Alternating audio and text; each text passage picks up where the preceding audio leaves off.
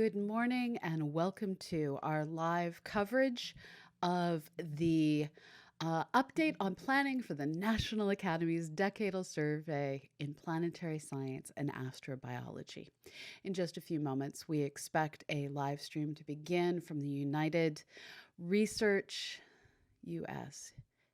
States Research Alliance. No, that's not right. Universities. I need to look up what USRA is. I know what they do. They are a organizing body that University Space Research Association. They are an organizing body that acts as the intermediary between a lot of federally funded programs and the universities and research centers that are receiving that funding. It's an alliance, and they are not a university. I've dealt with that confusion before. And we're not quite sure how this is going to go. We're just currently waiting and hoping that this just magically starts. I am periodically restarting the feed, and it is slated to start in 2 minutes. So I actually started early. There we go. Maybe. We shall see. Now, I will be muted throughout most of this presentation, but I am here to answer any and all of your questions. I'm going to work on updating my screen to get those messages on the screen. I am currently dealing with a freshly set up computer that forgot a few parts of its brain, and that's okay. So, welcome to all of you who are here. Good things are coming.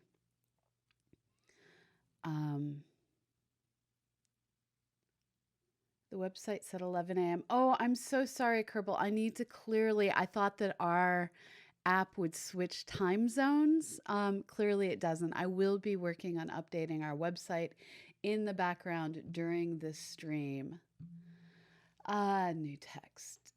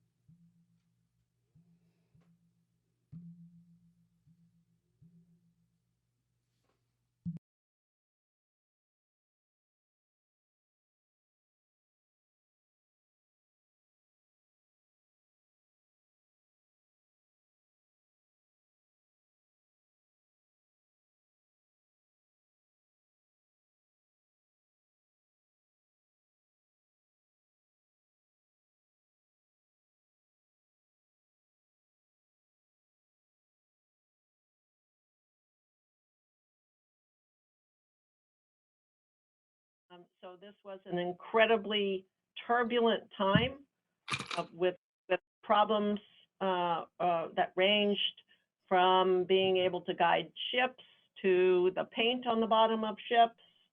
I like to say that the first study of the National Academies was trying to figure out how to navigate ships in a time of war, and more than 100 years later, we have GPS. So that was a successful report. Here is just a picture of the academies, and I'd like to quote this letter, which was written in 1961 by one of our most famous administrators, James Webb. The primary scientific goals of this program are immense: a better understanding of the origins of the solar system and the universe, the investigation of the existence of life on other planets, and potentially an understanding of the origin of life itself. And again, that was 1961.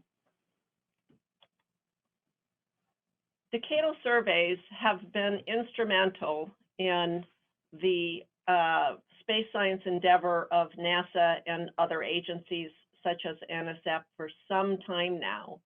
They began with astronomy and astrophysics in 1963, and that effort really culminated in the great observatories. Planetary science picked up on decadals in 2003, and that has helped enormously with 2 decadals under our belts thus far. You can see the others across the board, so all areas in space science are doing decadals. The Hill takes these incredibly seriously, as do the agencies. But what is a decadal survey? We'll be talking to you more about this, but I wanted to give you a summary.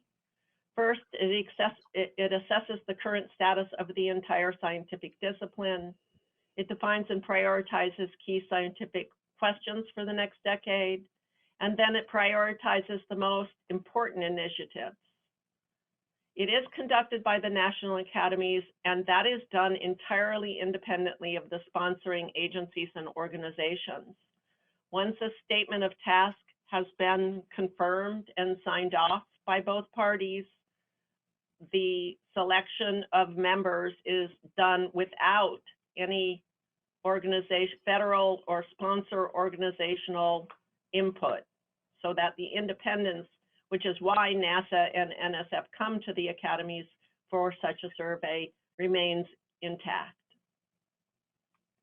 Decadals are actually now required in language in NASA's Authorization Act in both 2005 and 2008. Now, the bottom conclusion I have here, sponsoring agencies and Congress view surveys as the formal statement of priority, and this makes just an enormous difference. They've repeatedly stated their intent to give highest priority to the missions identified in the survey.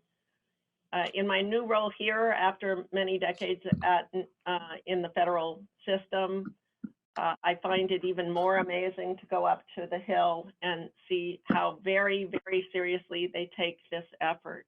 So I think that's a real compliment to you all in the community, because it helps prioritize, it helps them give us actually significantly more funds.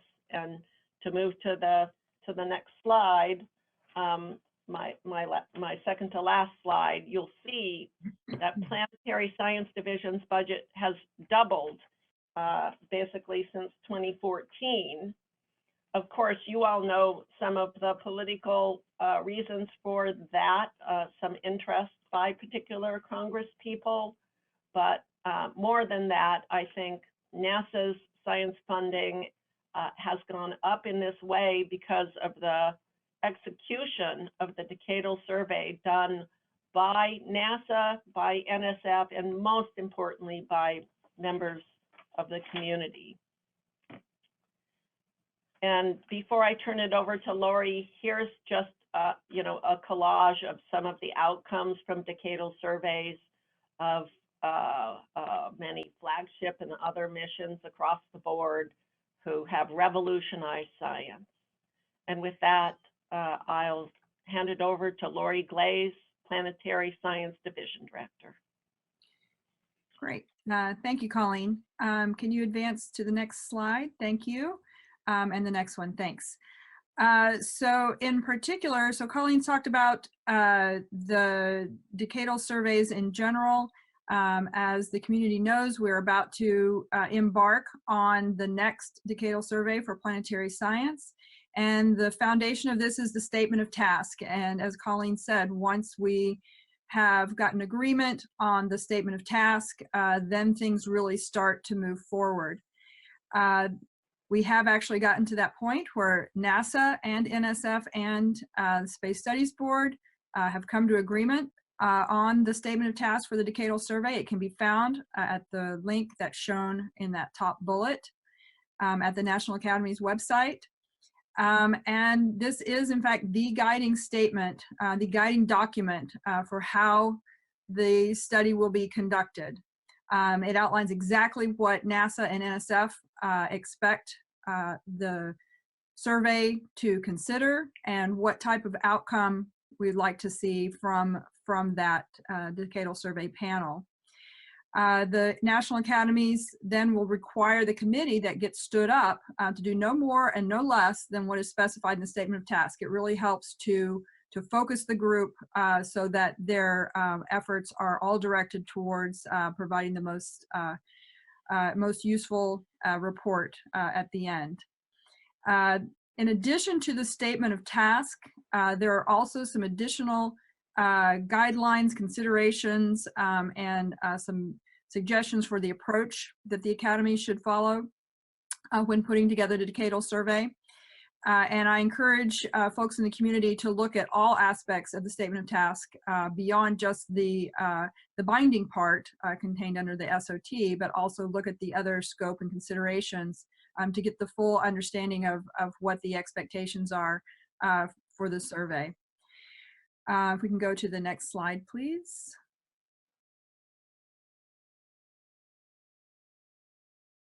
Can we have the next slide, please? Lori, we're having technical difficulties. Okay. Got it. Okay, thank you. So in looking at the current statement of task, we've got some comparisons back to the last decadal survey for planetary science to get a sense for what's different and what's the same. As with most decadal surveys, and certainly ours is no different, we want a good overview of the relevant disciplines. We want a broad survey of the current state of knowledge. How much have we learned? How have things changed over the last 10 years? We definitely want an inventory of the top level science questions and research activities that can contribute to answering those science questions. We are asking for recommendations on the optimum balance between not only the target bodies within the solar system, but also between large, medium, and small missions, between ground-based observations versus space-based observations. And again, this is similar to what was requested in the last decadal survey. We're also looking for an assessment of our infrastructure, facilities, and other capabilities, a discussion of strategic technology development needs that will be needed for future missions, and then a ranking of the large and medium space missions. And these are specifically ranking of strategic flagship class missions, and what's currently in our current decadal are called New Frontiers missions. We've asked, the decadal will ask the panel to look at those medium-sized missions and provide a ranking of priorities within, or the types of missions that would be included in that medium class as well. NSF has also asked for some feedback on the ground-based facilities and the supporting research as well. So if we can go to the next slide, please. So what's new? In this current decadal survey, we're calling it the Planetary Science and Astrobiology Decadal Survey. And so there is an increased emphasis on the astrobiology part of our program, which spans beyond even planetary science and is increasingly becoming an important part of NASA's work. And so we really wanted to make sure that that is integrally included in all of the panels that are stood up for the decadal survey. We're also placing explicit emphasis on our planetary defense program, which over the last few years has grown. It now has a funding line and includes support for observations, detection, and characterization of near-Earth objects and potentially hazardous asteroids. Also includes some funding for mission lines, including things like mitigation techniques, like the DART mission, which is currently in development. And then the next mission we hope to fly, the Near-Earth Object Surveillance mission, for future detection, space-based capabilities for detection and characterization of near-Earth objects. We also have recommended activities. We recommend that the activities are clearly traceable back to the goals and objectives. This is really important to help us provide priorities and where we put our resources. We request decision rules that will allow us to adjust whether budgets go up or down, adjust to new discoveries or technology developments. And so we specifically want not just the recommendations, but let us know if things change, where should we put our emphasis, where should we adjust. We also are fully aware that as the Artemis program within NASA is moving forward, at a pretty rapid pace right now. There are a lot of capabilities that human exploration can bring and enable to planetary exploration. And so we're looking for some feedback on how we can work with human exploration to leverage that capability to enhance our science return. And then also, of course, with our international partners as well, where we can work with international collaborators and partners to enhance our scientific return. We're asking them to discuss opportunities for collaboration internally with other SMD divisions, with other NASA directorates, for example, Human Exploration or the Technology Directorate, collaborations with other federal agencies, international partners, and private sectors. There are a variety of different areas where we could be working and leveraging and increasing our collaborative science research and collaborative missions. And so we're looking for suggestions and recommendations in those areas as well. And then finally, we're also asking the survey to explicitly consider issues related to the state of the profession, in particular looking across and understanding the demographics of our community and the overall health of the community as far as how we are being able to develop early career, make sure that we're how we are interacting with our entire community across a breadth of different types of institutions, and really understanding how we can best grow our community going forward. On to the next slide, please. We'll hand it over to David now.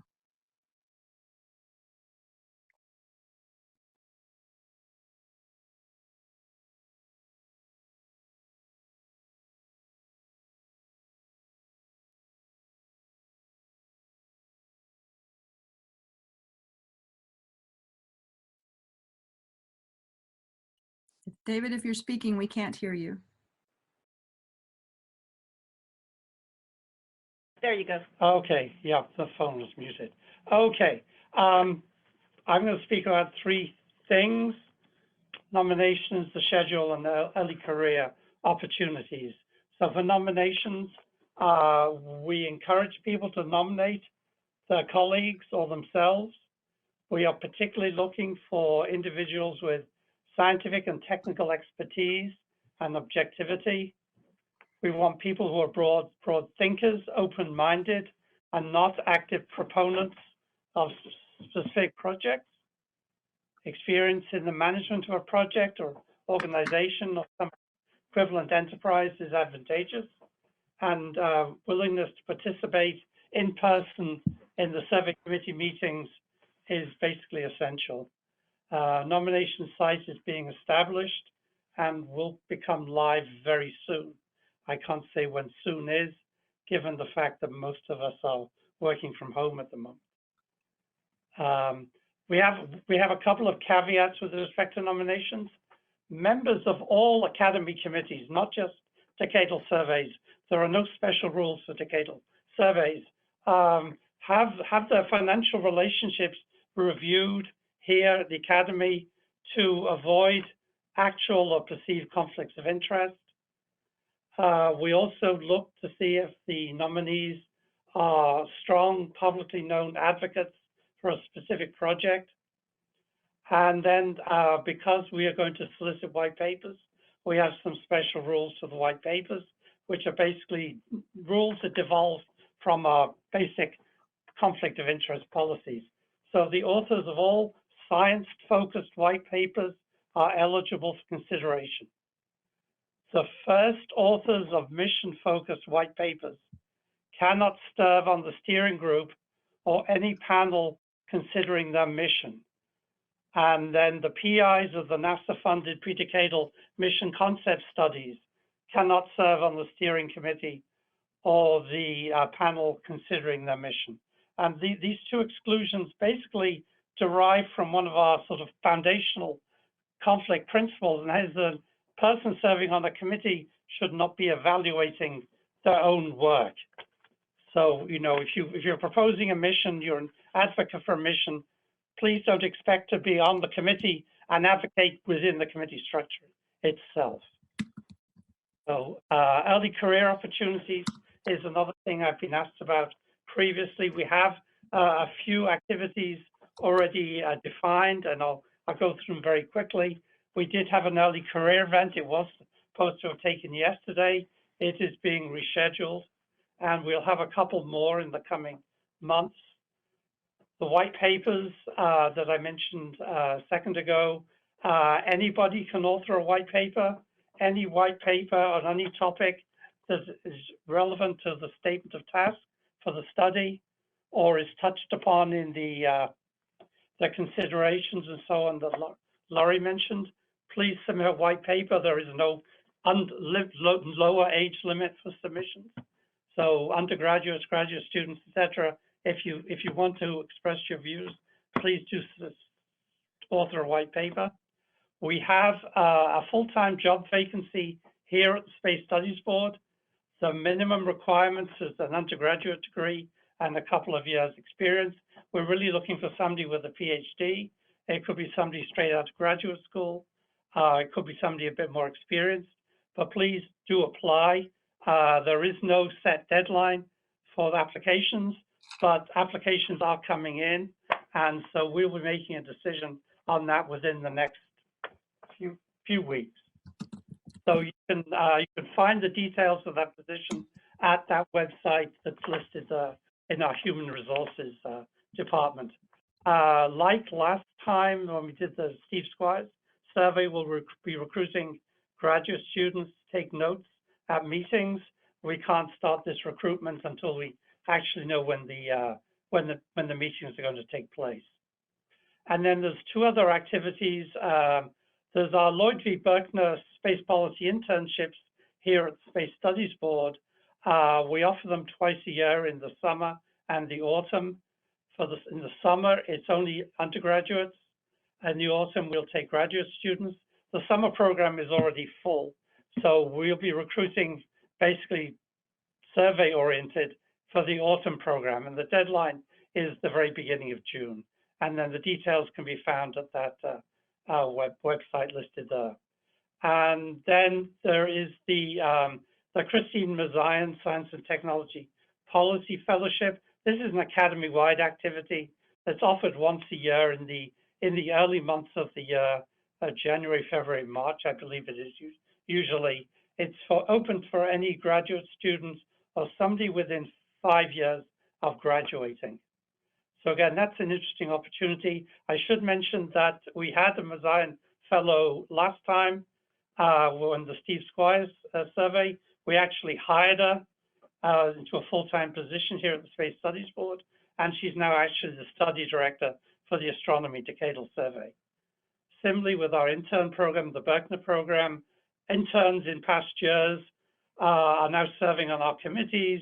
We had an intern back who worked on in the tail end of the first planetary decadal. I hope we'll have some more. Note takers last time around are now established. Many of them are now established in postdoc positions or junior faculty positions. Those people are now basically in our crosshairs as potential committee members. So, if you're too young now to think you would serve on the committee, apply to one of these entry-level activities, and we'll take note of you, and we don't forget who's worked here in the past. So my final comments are on the schedule. This is a little bit different from the ones I've shown previously, but as Laurie mentioned, the statement of task is now established. The funding proposal has gone to NASA, and we hope to get the funding very soon. Once we get the funding, we can actively start to recruit people, including the chair. NSF has agreed to support the activity, and we are in the process of putting together a proposal. The early career events, of course, were canceled as in person, but we'll do those, as I already mentioned. The white paper submission site will open sometime in the not too distant future. I would imagine by April it will be open. I don't know what the deadline would be. The deadline would be sometime before the first meeting of the steering group. the steering group and the other panels, I anticipate now that they will meet in the in the summer. And then downstream, our schedule is pretty much the same as it's been for the last 18 months or so, that we hope to have most of the meetings this year, meetings of the panels this year and the beginning of next year. The survey committee itself, the steering group, will continue to meet in 2021 and assemble a complete draft of the report in the autumn of next year. We're going to go out to our review process, and we hope to have the report reviewed, approved, and released in the spring of 2022. And again, I hope we can do it for LPSC 2022, but who knows at this point. And then there is a long dissemination period after we release the report to make sure we get the word out. And in fact, that dissemination period extends into 2023. And we've been toying with the idea of maybe having something like a 1 year after event in the LPSC in 2023. And at that point, it's open for questions. Thank you. And there's some websites here, and all these slides will be posted on the Decadal Survey website as soon as we can.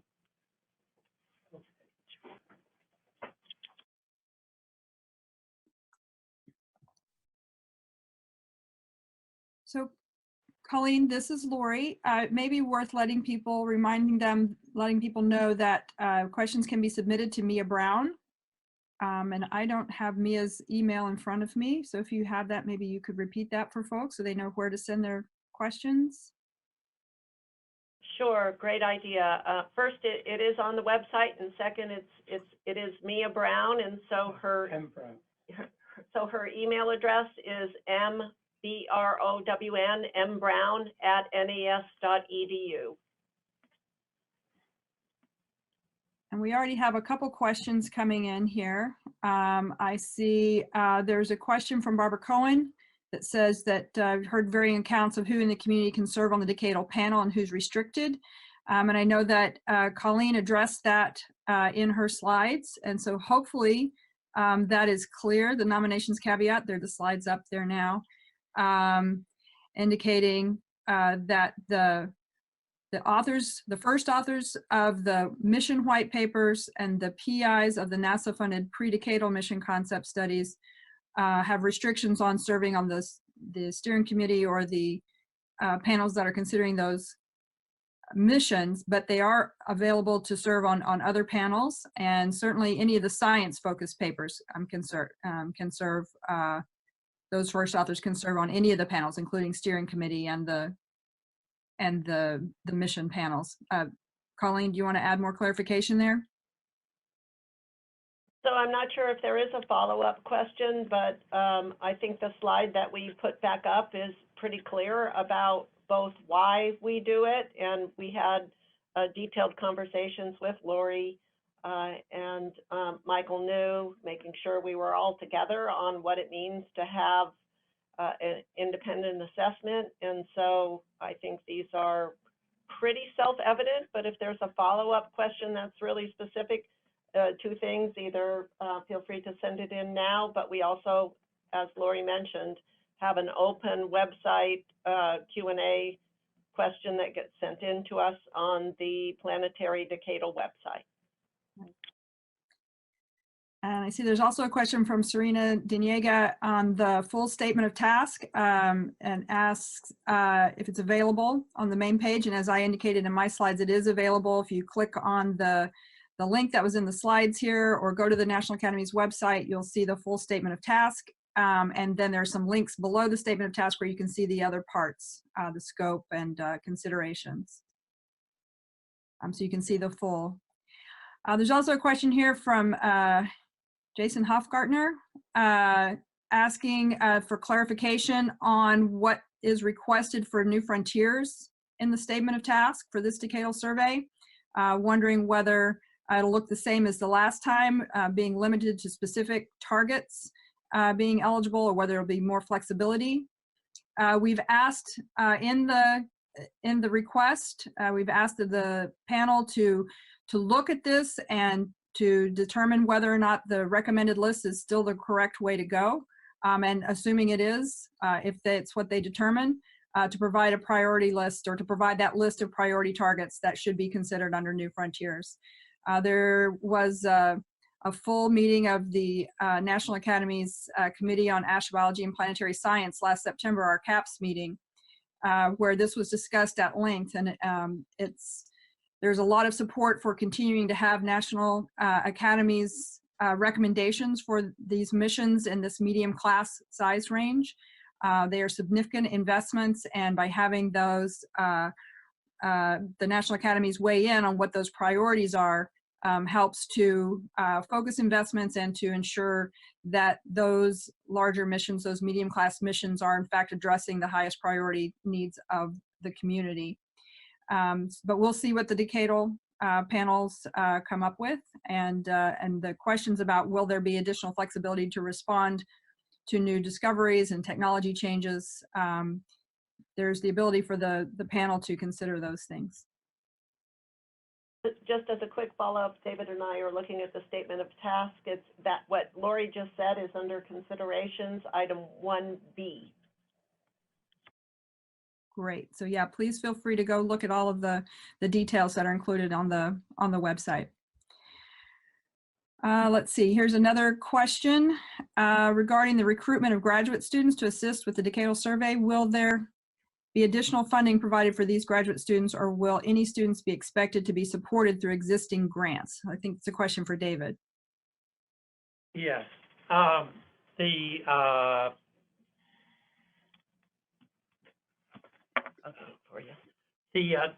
graduate students we recruited last time were paid an honorarium, and we're going to do that this time.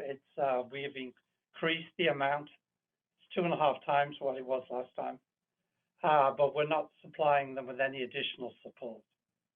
So that's why in the past we recruited locally. So if we had a meeting in Boulder, Colorado, for example, then we recruited people from that general area, and we will probably do the same this time. So we can't do this until we know when and where the meetings will take place. But each panel is scheduled to meet approximately 4 times, and the steering group is scheduled to meet 5 times. And so we'll spread these around as much as we can. And so there should be opportunities for most people in major centers of planetary science research to go to at least one meeting without having to travel more than a few miles. Great. Here's a question from Christina Ricci saying, when can we get definitive deadlines for when the white paper submissions will open and close? And I think this is more a question about when will you be able to tell us when those deadlines are, if we have a sense there. And then a question about, will the state of the profession be due at the same time as the science papers, or have a small delay? And so I'm going to let you address those, David. Okay, the website for both nominations of individuals and then for submission of white papers should open within a couple of weeks. The deadline for when the white paper site will close will be approximately a week before the first meeting of the steering group. Now, we don't know when that's going to be, so we can't give a definitive date, but it's not going to be before, I would guess at this point, June, July, August. People will have plenty of notice of what the deadline will be. What I don't particularly want to happen is what happened with the astronomy decadal survey, when basically all the white papers arrived on the deadline day. I just don't think our IT infrastructure is sufficiently robust to accommodate that. So if you have a white paper, you want to write a white paper, please submit it as soon as possible after we open the site, which will be within a week or 2. That's a great recommendation, David. And then Christy's second question had to do with information or input on the state of the profession. Will it be due at the same time as science papers? And if you're going to submit something in a white paper format, they'll be due all at the same time. We're not having a separate deadline for state of the profession specific input. The decadal panel is being asked to look at the state of the profession, but we are also looking at a couple of other ways of assessing where we are with that. So I don't know, Colleen, did you have more you would like to say about that? I know from Michael New, I know that we are working with you, right, to request a special study to increase diversity and inclusiveness and mission leadership, but that's separate from, I think, or in addition to this question. That's correct. I'll let David answer the specific one for the decadal, and then I might mention the one you just mentioned as follow-up. At the present time, I'm only envisaging having one call for white papers. Given the our nascent plans for how we might organize this, how we might work, and the schedule we have, and so on, the sooner we get the input, the better. Once we have white papers, then we can look at them. The survey committee can look at them. The panels can look at them, and we can then start wondering whether some of the authors need to be invited to make more detailed presentations at meetings.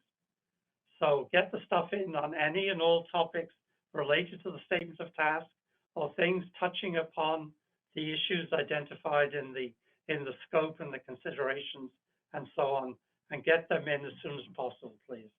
Let me mention one thing, and that's why these white papers are so critical. Every single one of the white papers will be read most often by more than one member of the panel and the steering committee. So the Academies takes the community input through white papers incredibly seriously, and I just want to encourage, you know, whatever stage you're at, to either write your own white paper or team up with others in the university and write white papers. And one final point, the analysis and assessment groups have pages where people interested in a white paper can advertise the fact and accrete co-authors and so on. And LPI also has a similar website.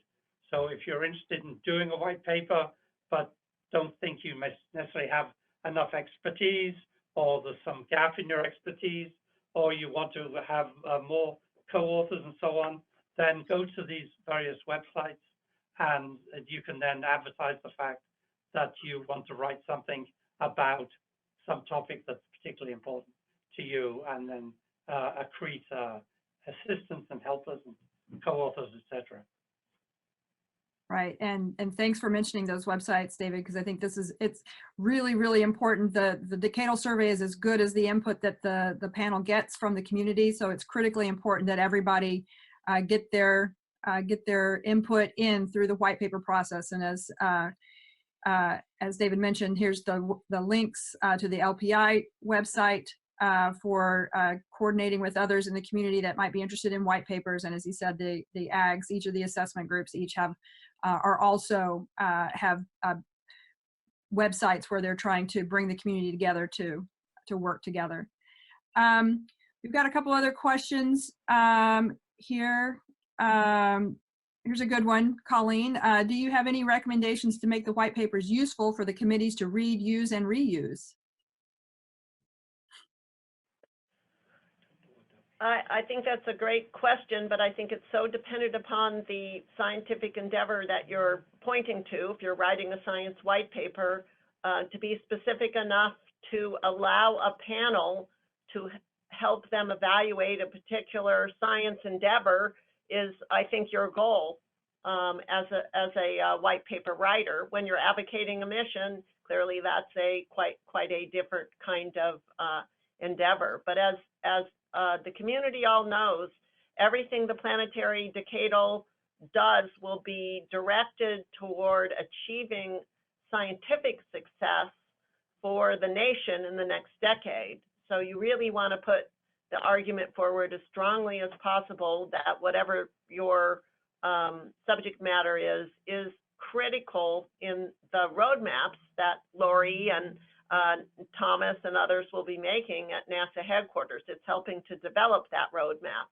So always tying back, whether you're putting in for technology, for state of the profession, for science, back to those large and compelling science goals is essential.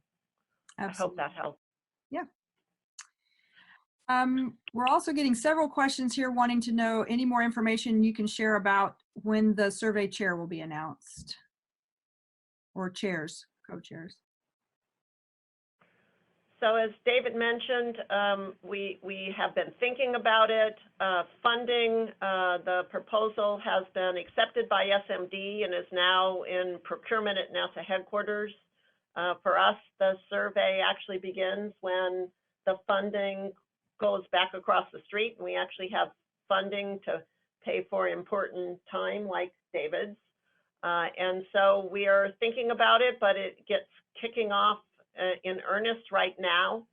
There is obviously everybody is online right now. People are adapting very quickly to social distancing, but that means that some of the most critical people involved in the chair kind of position are at university, and many of those right now are dealing with both their academic population being sent off campus, and to say nothing of the potential of their own children being at home. And I expect that will delay us slightly, but not in any real significant way. At least that's what it appears to us right now. Great. And then there's another question about trying to get more clarity on when we expect the white papers to be due. And I know, David, you had mentioned in your in the slides here, perhaps summer. I know earlier when we had been making these presentations, you and I, both at DPS and at AGU, had indicated perhaps a little earlier, like late spring. Can you help us all better understand when are we talking about? Maybe a July type of a time frame for having those white papers due, or what's the current expectation there? Well, the expectation is basically tied up with when we set the date for the first meeting of the steering group, and we could do that right now, but then we may not get the people we want to populate the steering group. So we really need to identify the chair, work with the chair to populate the steering group, and then find out when those people are available to hold a meeting. Typically, once we identify a group of people who are able and willing to serve, it takes a month or two to identify a date when they are all available at the same time. So I envisage a first meeting not happening before June, July, August period. I can't really specify it any closer than that. June would be great if we could do it. August will be late from my perspective. So maybe July, which means the white papers will be due, at the end of June. But again, that may change. Sure. We definitely hope that the white paper submission site will open within, say, 2 weeks. So if people aim to get their white papers drafted by the end of April and submitted, we won't close before the end of April. I doubt it will close before the end of May, but I can't say at this time. Okay, I think the community would be very thankful to have a hard deadline as soon as we can communicate that to everyone. I think that would be much appreciated. They're all trying to juggle their schedules, and as you know, as Colleen was just talking about, with all the COVID-19 issues going on right now, trying to balance everybody trying to telework within the small spaces with their families and small children. Knowing when that deadline will be very helpful. So. So anyway, I do not imagine that the white paper submission site will close before the end of May. If you have your white papers ready by the end of May, then you may have a few days to spare, but more likely you will have a few weeks to spare. Okay. Better. Okay. So, David, there's another question here about opportunities, potential opportunities for postdocs. The question says, seem to be a number of opportunities aimed at graduate students, but nothing for postdocs or other early career. Although I think you did indicate there was one where your preference was for someone who had just gotten their PhD. So maybe you could talk about that a little more. Opportunities for postdocs. First of all, there's the early career event, which will give more information about things like how to go about drafting a white paper. There is the job we're advertising for now. It's a full-time vacancy at the what we call an associate program officer. It's the lowest grade of somebody here who can run a study on their own. That vacancy is active now. The minimum requirement is an undergraduate degree with a couple of years of post-degree experience, but we prefer somebody with a PhD. It could be somebody just completed that degree, graduated, or it could be somebody with some years of expertise or experience. We will look at all of them. Yeah, please. But you need to apply soon, because this has been advertised now for about 2.5, 3 weeks. And we have some applications already, and we're not going to hold it up too much longer because we really need to get this person on board. One of the things this person will be working on is the decadal survey. The other thing for postdocs is Christine Mazayan Science and Technology Policy Fellowship. As I mentioned, we had one during the Steve Squires decadal survey that worked out so well. We hired her, and as I said, she's now on the Astra 2020 with my position on Astra 2020. That program will start advertising and accepting applications in the autumn of this year. You need to go to the Mazayan Policy Fellow website. It's run by a different part of the Academy. I don't have any control over that. I do have control over the Berkner internships. And again, those for the autumn program, the deadline is the beginning of June. Let me add just to add to what David said explicitly for postdocs. Our associate staff officer job that's being advertised, postdocs are preferred there. That would be wonderful. They certainly will be involved in this decadal and perhaps other decadals, as well as other National Academies Space Studies Board work. The Mazayan Fellowship is a really wonderful fellowship. We have a fellow right now. It matters what you say your interests are when you apply, but I go to, we're able to go to the website and take a look through and pluck out those of you who have applied, who are specifically interested in this endeavor. So it's just another terrific opportunity to be exposed to the Space Studies Board work, and in this case, the decadal work. So go to the website and please drop in an application. Yeah, one thing that people applying for the Mazayan should be aware of, you need to specify which part of the Academy you want to work at, and so specify Space Studies Board or Aeronautics and Space Engineering Board. Don't pick one of the others, because if you pick one of the others, you won't be working on the decadal survey. There was another part of that question which was focused on early career scientists and how they can get involved. And I did want to just take a moment to clarify and to say that within the statement of task, if folks go and look online at some of the additional guidance that's on there, there's a request that the panel reflect the demographics and the makeup of our planetary science community.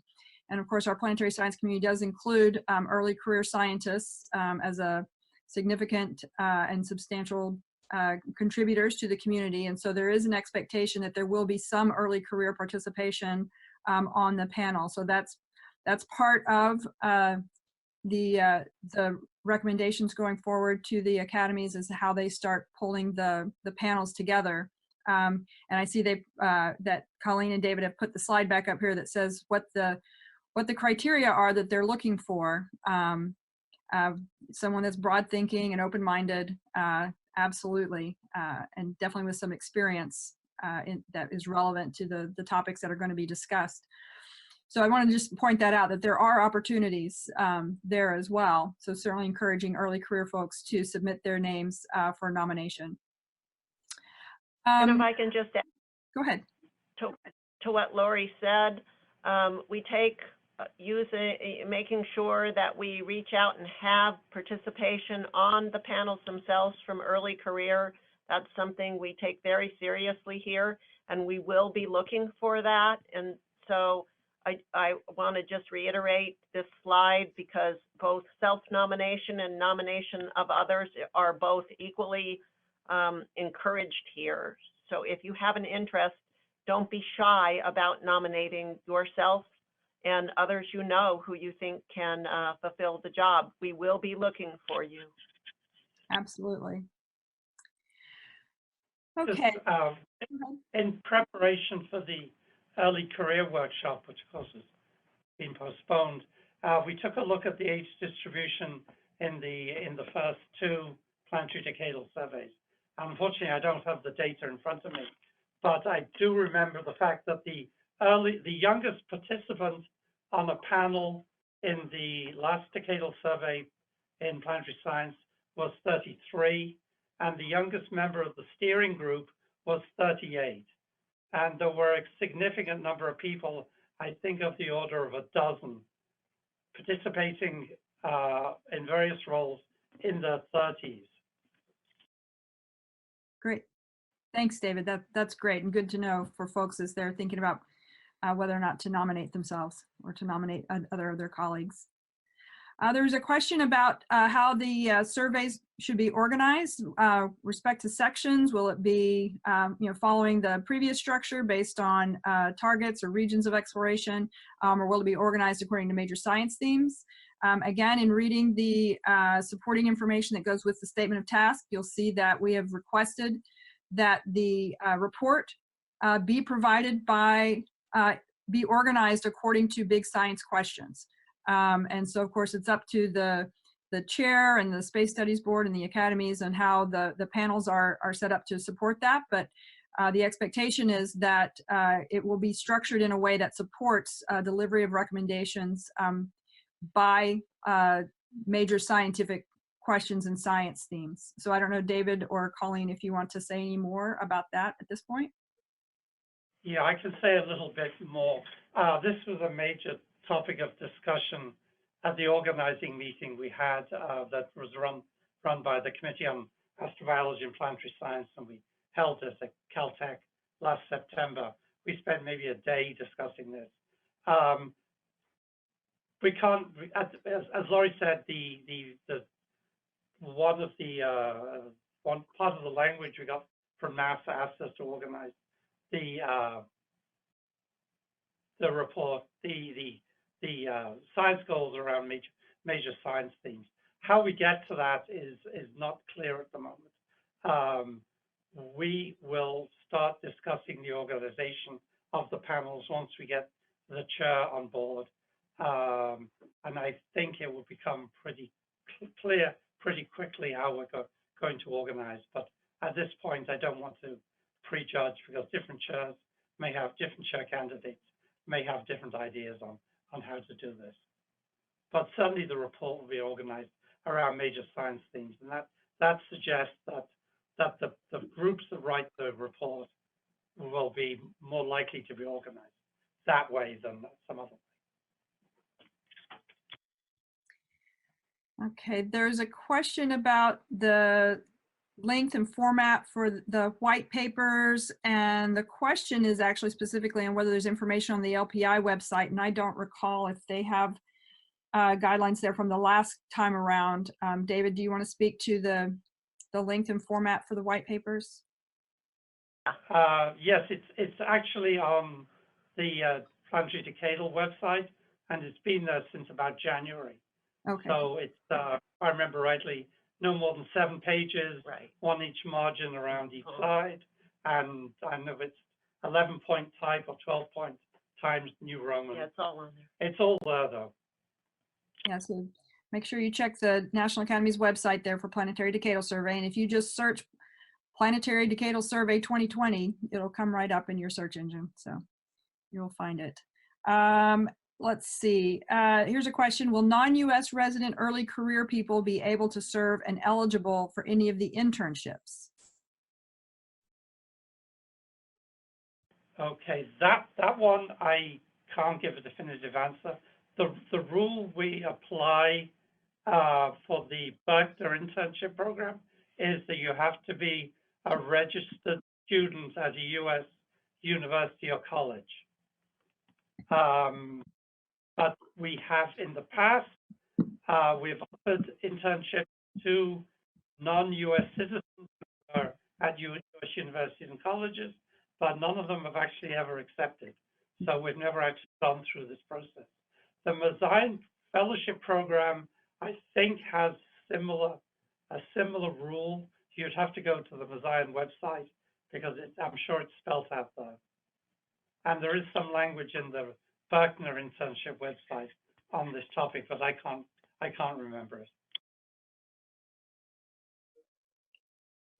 Okay, I think you've addressed this more or less, but here's the question phrased a little different way. How many steering committee members or panel committee members will be early career members of the community, and what is considered early career? Is it within 10 years, you know, et cetera? And I think you pretty much addressed that in your description of how it was handled last go around, but it's framed a little differently. The quick answer is we don't have a quota. We recruit people based on the individual expertise, not to fill some quota of people who are under 40, under 60, under 80, or et cetera, et cetera. So, but again, we strive to have panels that are representative. And if you look at the way we've done, for instance, Astro 2020, you'll note that there tends to be someone whom the broad description of early career would be attributed to on every panel. So, but David is absolutely correct. Clearly, we're looking for an expertise and a representative stripe of the community with that expertise. Yeah. The early career doesn't really have a definition. If you think you are early career, then you can partake in the events. But there's no definition. Great. All right. I think we're closing in on the top of the hour. I did want to, before we close out, Colleen and David, I wanted to make sure we take the opportunity to thank Lunar Planetary Institute for arranging to have this streaming opportunity so that we could still hold this town hall despite the fact that LPSC is not going on this week. So I hope that that the individuals that tuned in really found this useful. I'm really glad, Colleen and David, that you were willing to continue to hold this activity. And again, thank you to LPI for their support. Let me echo that. Thank you very much, LPI, and we really appreciate people logging in and asking questions and listening. It's such a critical event, and we look forward to your participation. And thanks again to NASA, to Lori and others at NASA headquarters as well for participating in this event. I think we can all move forward doing things virtually, and this proves it.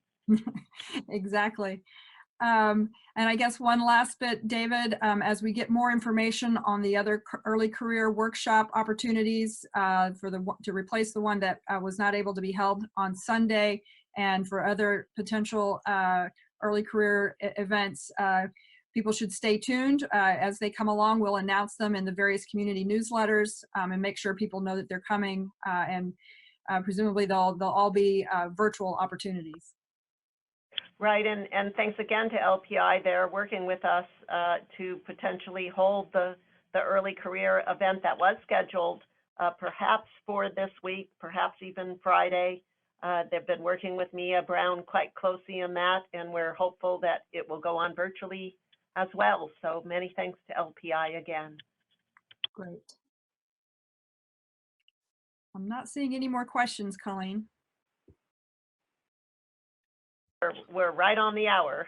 We are, and thank you to Mia for collating the questions and passing them on to us so that we could answer them. Thank you, Mia. Thank you, Mia. So Colleen, I'll let you close it out.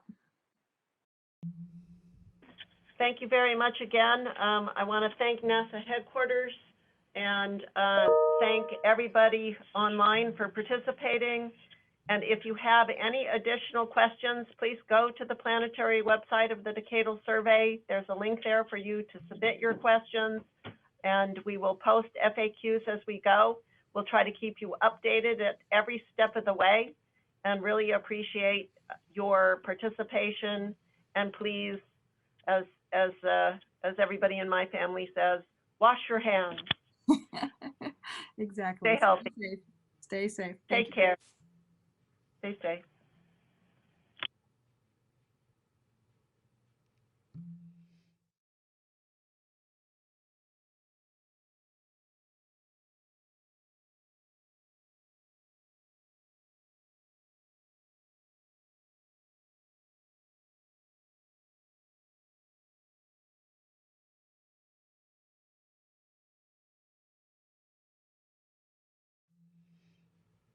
Awkward stream ending was awkward. Awkward muted audio was more awkward.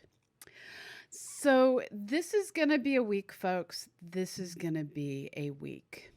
Now, the original plan for this week was that it would be,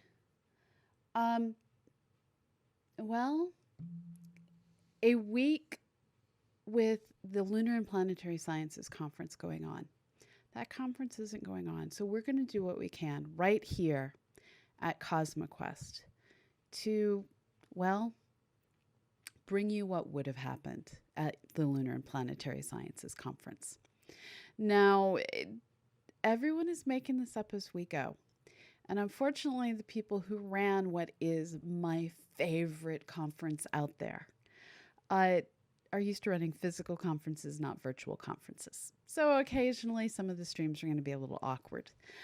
But we're working to bring on a whole series of scientists who will be here just talking on CosmoQuest X live on twitch.tv.